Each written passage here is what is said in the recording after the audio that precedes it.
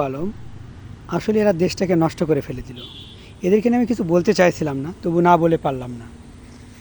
মানে চিন্তা করা যায় যেই রিয়ামণিকে পাওয়ার জন্য, আগে প্রথমে একটা কথা বলে রাখি, রিয়ামণি এত দূর আসছে, এত বড় হয়েছে, সেটা হলো হিরো আলমের জন্য।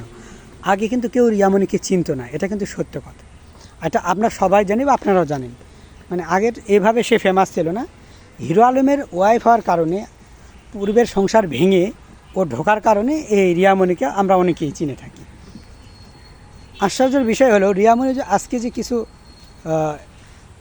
সাংবাদিকদের কিছু প্রশ্নের উত্তর দিয়েছেন, যেগুলো আসলে এই প্রশ্নের উত্তর আমরা কখনো কামনা করিনি, আশা করিনি। কারণ হলো উনি বলছেন কি যে হিরো আলম হাইটে ছোট, কাইলা, তারপরে হিরো মানে কেমন যেন।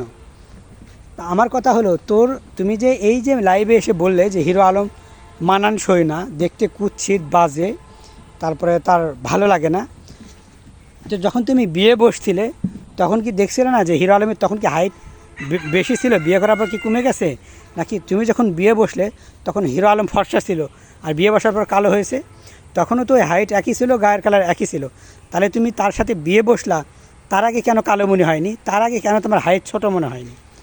এবার আসি হিরো আলমের কথায়। হিরো আলম এই মানে কি বলবো, আমার খারাপ লাগতেছে বলতে, এই মদনা কিভাবে ঘুমের বড়ি খায় এই রিয়ামণির জন্য। ম্যাক্স অভিকে নিয়ে নাকি রিয়ামণি মানে অভি আর কি, অভিকে নিয়ে নাকি তাকে বেডে ধরা পড়ছে। বেডে ধরলে তুই তো হাজব্যান্ড, যখন দেখলি যে রিয়ার অভি দুজন করতেছে, কি বলে, জড়াজড়ি হয়ে শুয়ে আছে, তাহলে তুই তারপরেও কেন রাখলি তাকে? তার জন্য তুই কেন এই ঘুমের বড়ি খেলি? ঘুমের বড়ি নাটক করিস তুই। এই যে নাটক করে সারা বাংলাকে দেখিয়ে দিলি যে ঘুমের বড়ি খাইলে প্রেমিকা কাছে ছুটে আসে। রিয়ামণি ঢাকা থেকে ছুটে আসছে ঠিক, আসলেই এদের নাটক আমি বুঝি না। এই মামুন লায়লা আর হিরো আলম রিয়া, মানে এদের নাটকের শেষ কোথায়? যখনই দেখে এরা মানুষ জনগণের চোখ থেকে পড়ে গেছে, জনগণ এদের খাচ্ছে না, গিলছে না, অমনি একটা করে নাটক তৈরি করে। জানি না এটা নাটক কি না। এখন কথা হলো, তোর যখন বাবার, হিরো আলমকে বলছি, তোর বাবা যখন অসুস্থ, আচ্ছা তুমি করেই বলি, তোমার বাবা যখন অসুস্থ, তুমি দেখলে যে রিয়ামণি তোমার বাবার সেবা করেনি, তুমি কোরআন শরীফ নিয়ে শপথ করছো তালাক দিবে। তালাক তুমি দিয়েইছো, হয়তো সরকারিভাবে দাওনি, অথবা দাওনি, এটা হতেও পারে। তো তাহলে এই যে তুমি তালাক যাকে দিবে, এখানে এত মাখামাখি কিসের তোমার? তুমি যে কোরআন শরীফ শপথ খেলে, এটার কোনো মূল্য থাকলো তোমার? বুঝেই নিলাম তুমি ভুল শুধরে নিছো। তাহলে এই সব কি? ওদের ভালো লাগে, ওরা ওদের মতো আসে। আর রিয়ামণিকে একটা কথা বলে রাখি, তো এই যে আজকে বড় বড় লেকচার দিছো অভিকে ভালো লাগে, হিরো আলমকে ভালো লাগে না, তুমি তাহলে হিরো আলমকে আগে ডিভোর্স দিতে, ভালো লাগে না অভির সাথে চলে যেতে। এত নাটক কিরে ভাই, তোরা দেশটাকে নষ্ট করে দিলি। মানে দেশটা শান্তিতে থাকুক, তোরা এটা চাস না। ইউটিউবে ঢুকলেই তোদের নোংরামিতে ভরপুর, তবুও কিছু বলি না, কিন্তু তোদের দ্বারা মানুষ কী শিখবে বল? এই যে তোরা যে পরিমাণ মানুষকে, মানে কোনো সংসার টিকতে দিবে না। যত পৃথিবীর বাংলাদেশের সংসার আছে না, সব সংসার ভাঙার পিছনে তোদেরই কিছুটা অংশ আছে, হাত আছে। যে স্বামী থাকা অবস্থায় কারো গায়ের উপর উঠে মানে শুয়ে থাকা যায়, স্বামী থাকা অবস্থায় হোটেলে গিয়ে রাত কাটানো যায়, স্বামী থাকা অবস্থায় কক্সবাজারের সমুদ্রে গিয়ে নাঙ্গের সাথে মানে পানিতে নেমে সাঁতার কাটা যায়, এবং স্বামী থাকা অবস্থায় এগুলো আর বলতে মানে ঘৃণা লাগে এদের আদৌ কি সে স্বামী বিবাহ বৈধ কি না আমার জানা নাই। একবার রিয়া বলে ও মুখে তালাক দিছে, কাগজে তালাক দেয়নি, কোনো এক ভিডিওতে এরকম শুনছিলাম মনে হয়। মানে এরা কি আদৌ স্বামী স্ত্রী নাকি, এটা আমার সন্দেহে এসে গেছে, বুঝতে পারছেন? জানি না। আর হিরো আলমকে একটা কথা বলে রাখবো, তুমি চানাচুর থেকে এত বড় হয়েছো, ভালো কথা, এটা তো আমরা সবাই খুশি। তার মানে এই সময় এসে তুমি যে নোংরামিতে জড়িয়ে পড়ছো, ভাই, যে আসলে খারাপ তাকে রাখতে নাই, তুমি তাকে তালাক দিয়ে বিদায় দিয়ে দাও। এত নাটক করার, এত ন্যাকামি করার, এত ঢং করার কি আছে? ইউটিউবে তোমাদের জ্বালায় যন্ত্রণায় সহ্য করা যাচ্ছে না এখন। আগে ভালো ছিল, আর এখন তোমার কি অধপতন শুরু হয়েছে আমি নিজেও জানি না। না তোমার ব্রেন বুদ্ধি নষ্ট হয়ে গেছে তাও বুঝি না। রিয়ামণি একটা বাজে, তুমিও জানতো, বাজারি। কারণ বাজারি কী জন্য? তোমার বিয়ের আগেই তো তোমার সাথে লটরপটর করে সে কাম সেরে নিছে, তাহলে এ তো বিয়ের পরে লটরপটর করবে না, আর কোনো গ্যারান্টি আছে? তারপরেও সে তোমাকে প্রতিনিয়ত মিথ্যা বলে যায়, তুমিও তাকে মিথ্যা বলো। যেমন নাং তেমন নাঙ্গি, মানে এরা দুইজনই সমান। কি আর বলবে, এদেরকে নিয়ে বলার কিছু নেই। বউ থাকা অবস্থায় কেউ পরকীয়া করতে পারবে না, এবং কারো হাজব্যান্ড থাকা অবস্থায় সেও পরকীয়া করতে পারবে না, এমন আইন চাই। এই পরকীয়ার কারণে কোনো সংসার টিকতেছে না। এই যে দেখছেন না যে কী অবস্থা, কিসের কলিগ, এই স্বামীর সাথে কাজ করবি না হয় ইয়ে করবি, এই যে নাঙ্গিকের সাথে তোরা ঘষাঘষি করতে যাস, ঘষাঘষি কে জানে না কিসের কিসের মিউজিক ডিরেক্টর না কি যেন, এই ঘষাঘষি করে একবারে কাম সেরে ফেলছে। আমার কথা হলো, এক এক সময় কলিগ, এক এক সময় কলিগের সাথে তুই স্বামীকে নিয়ে যাস না, তুই কাউকে না নিয়ে যা, কলিগের সাথে যে এই যে কক্সবাজারে হোটেলে গিয়ে রাত কাটালে, এটা কি ঠিক করলি? আরেকজন তোর মানে হতিনের ঘরে তোর আরেক হতিন বলছে তোরা নাকি চুম্মাচুম্মি করছো, সেটা আবার সাক্ষী দিছে। ওই হতিনকে একটা কথা বলে রাখি, ওর নাম মিথিলা সম্ভবত। মিথিলা, তুমি যদি কারো খারাপ কিছু জেনেও থাকে, এটা গোপন করতে পারতে, এটা পাবলিকলি বলা তুমি ঠিক কাজ করেনি। আল্লাহ তাআলা কেউ যদি কারো কিছু গোপন করে রাখে, আল্লাহ তাআলা তারও দোষ কিয়ামতের মাঠে গোপন করে রাখবে।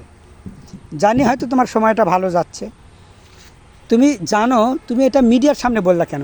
তুমি হয়তো হিরুকে বলতে পারতা, আলমকে বলতে পারতা যে আলম ওরা এই কাজ করতেছে, এইটুকুই সীমাবদ্ধতার মধ্যে থাকতো। তোমরা আবার কি করো, মানে কারো কোনো দোষ পাইলে মানে সাথে সাথে মিডিয়াতে, ভাই কোনো খারাপ মানুষ ভালো হলে তাকে সেই সুযোগটা দিতে হয়।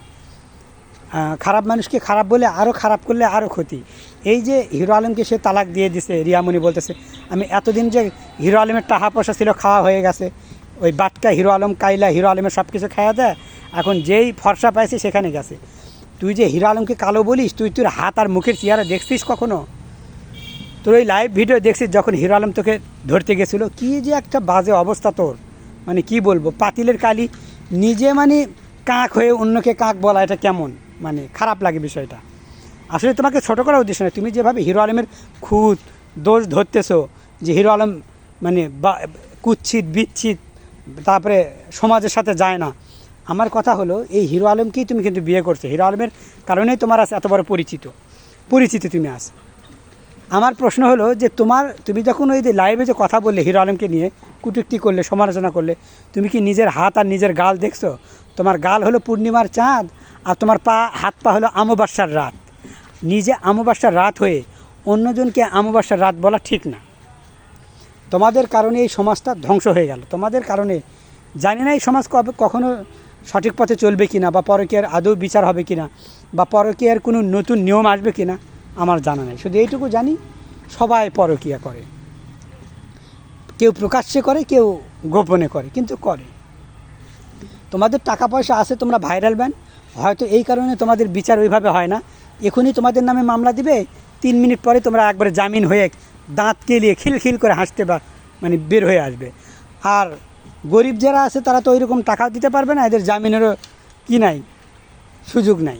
দেখা গেল তখন তাদেরকে নাড়া করে দেওয়া হয়, পিটা হয়, অথবা সমাজে তাদেরকে একঘরে করে দেওয়া হয়, এরকম মানে যত নিয়ম গরিবদের জন্য, ধনীদের জন্য জানি না।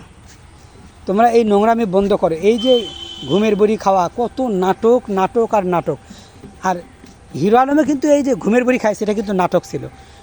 কারণ হলো একটা মানুষ 6-7টা ঘুমের বড়ি খাইলো, অসুস্থ, তাকে চিকিৎসার জন্য ঢাকা নিয়ে যাচ্ছে, মাঝপথে হিরো আলমের ঘুম ভেঙে গেল। চিন্তা করে দেখেন, হিরো আলম যখন বললো ফ্রেন্ডের বাসায় ঘুমের বড়ি খাইছে, তাকে চিকিৎসা করার জন্য হাসপাতালে, রিয়ামণি ছুটে এসে বুকিয়ে নিল, নাঙ্গের থেকে আমি চলে আসলাম তোমার পানি। তো ছুটে আসে যখন বুকিয়ে নিল, মাঝপথে হিরো আলমের দাঁড়িয়ে গেল, কি দাঁড়িয়ে গেল? ঘুম। হিরো আলম দাঁড়িয়ে গেল, এই যে শোয়া থেকে দাঁড়িয়ে গেল আর কি, খারাপভাবে নিয়েন না। মাঝপথে দাঁড়িয়ে গেল, হিরো আলম দাঁড়িয়ে গেল শোয়া থেকে। যাকে চিকিৎসার জন্য ঢাকা নিয়ে যাওয়া হচ্ছে, মুমূর্ষু অবস্থায়, কঠিন অবস্থায় হিরো আলম, হঠাৎ করে মাঝপথে দেখা গেল তার ঘুম ভেঙে গেছে, আর রিয়ামণিকে নিয়ে কক্সবাজার চলে গেছে।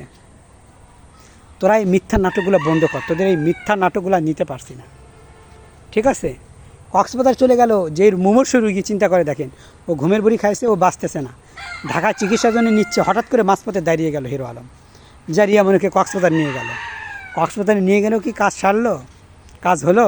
তারপরে দেখা গেল যে কক্সবাজার থেকে এসে আবার রবিকে নিয়ে, অভি নাকি কখনো বলবে কলিগ, কখনো বলবে কাজ। আসলে সবাই কলিগ এগুলো বলেই মানে অবস্থা খারাপ করে দেয়, বুঝতে পারছেন? কয়েকদিন পর কলিগই দেখা গেল নাং, ওই নাং থেকে দেখা গেলো কলিগ আবার স্বামী, এই স্বামী থেকে দেখা গেল এই নাঙ্গি আবার ডিভোর্স। কি চলছে ভাই এদের, মানে জগা খিচুড়ি, এদেরকে নিয়ে বলতেও মানে ঘৃণা লাগতেছে।